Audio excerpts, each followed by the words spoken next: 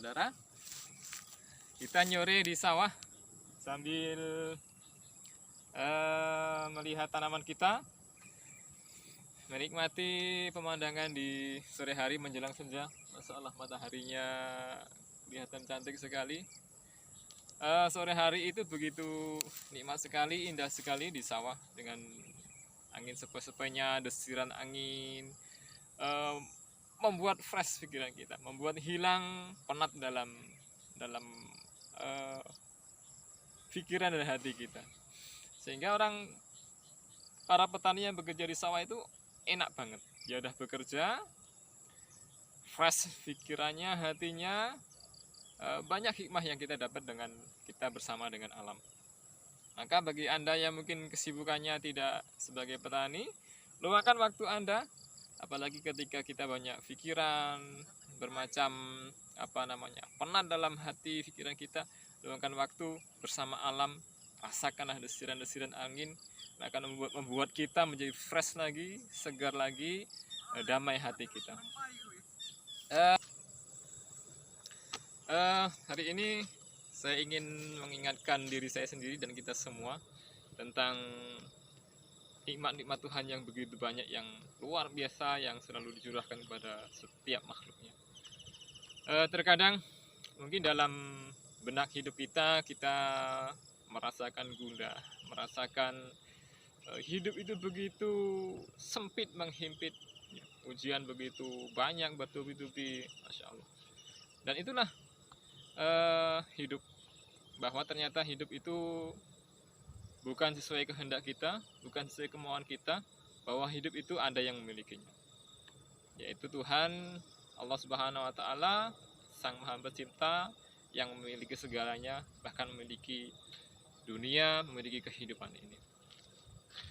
Saya ingin mengingatkan bahwa ketika pun kita merasakan pahitnya hidup ini, ujian hidup ini, pertama, ingatlah nikmat-nikmat Allah yang lainnya yang begitu banyak yang Allah berikan kepada kita semua. Nikmat-nikmat Tuhan, kemudahan-kemudahan, itu masih begitu banyak sekali dibandingkan dengan sedikit ujian yang Allah berikan kepada kita semua. Jadi jangan sampai kesusahan-kesusahan yang menimpa kita, kesulitan-kesulitan yang kita rasakan, kita alami, melalaikan kita dari nikmat Allah, karunia Tuhan yang begitu melimpah, begitu banyak, yang tidak terhitung jumlahnya itu. Itu yang pertama.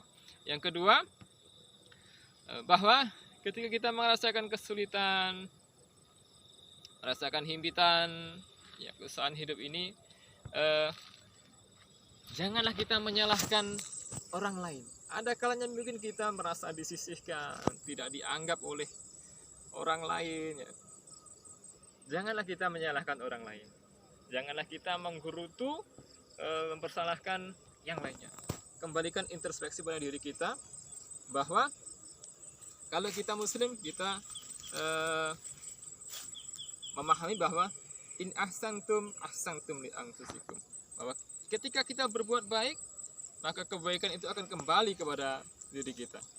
Hal jazaa'ul ihsan ilal ihsan, maka tidaklah Allah membalas kebaikan itu kecuali dengan kebaikan yang serupa, kecuali dengan kebaikan yang sama.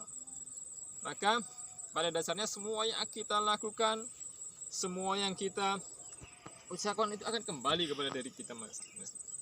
Ya.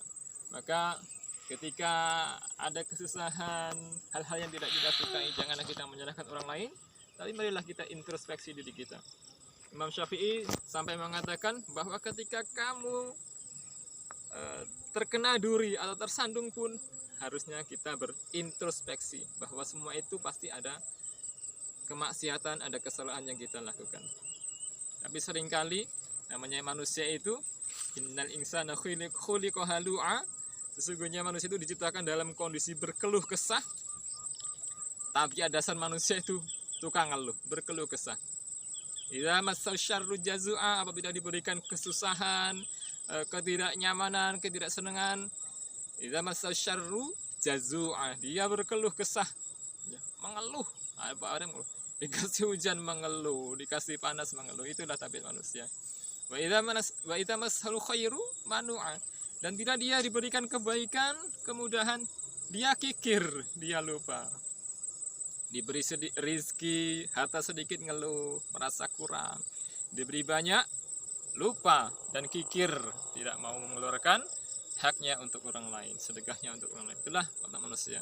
Maka mari kita introspeksi bahwa kesulitan-kesulitan hidup kita harus kita introspeksi diri kita. Kesalahan kita itu di mana? Pasti semua itu karena kesalahan kita.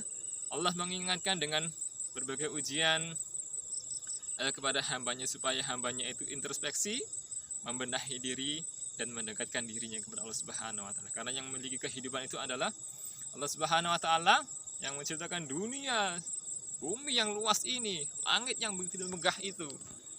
Dunia seisinya ini adalah Allah Subhanahu wa taala. Ada kuasa Allah di atas segalanya, ada kekuasaan Tuhan di atas semua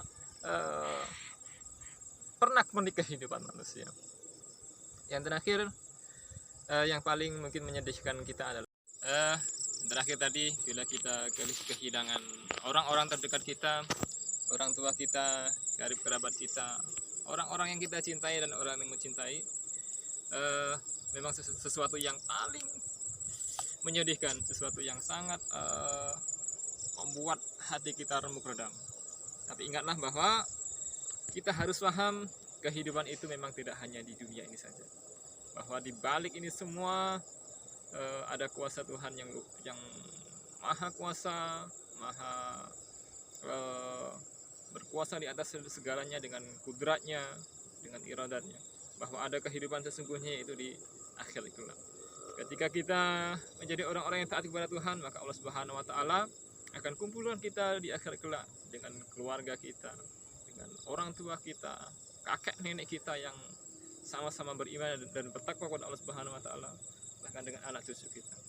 Yakinlah bahwa kehidupan ini sepahit apapun, ketika kita nanti berbahagia di akhir kelak di surganya, maka pahitnya, getirnya dunia ini sudah tidak ada apa-apa.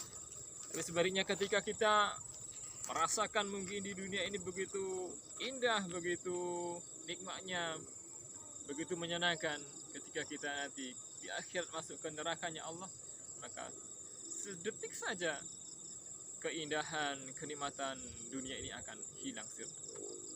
Itu saudara, 3 hal tadi, ketika kita merasakan kesulitan hidup, himpitan hidup, kesusahan dalam hidup, jangan sampai kita melupakan. Ingatlah 3 hal. Yang pertama, ingatlah nikmat-nikmat Allah yang luar biasa, yang begitu banyak itu. Kedua, ingatlah kesalahan-kesalahan kita, kemaksiatan-kemaksiatan yang kita lakukan. Janganlah menyalahkan orang lain, menyalahkan lainnya, introspeksilah, koreksilah diri sendiri. Yang ketiga, sepahit apapun, ingatlah bahwa ada kehidupan di akhirat nanti, kehidupan yang sebenarnya, kehidupan yang abadi, yang harus kita tuju, yang harus kita gapai. Mudah-mudahan kita semua bisa berbahagia di dunia dan di akhirat kelak. Amin ya rabbal alamin. Tetap selalu bersama harmoni langit bumi. Kita hadirkan kedamaian, kebersamaan, kesederhanaan dan kelestarian dengan alam sekitar kita. Salam.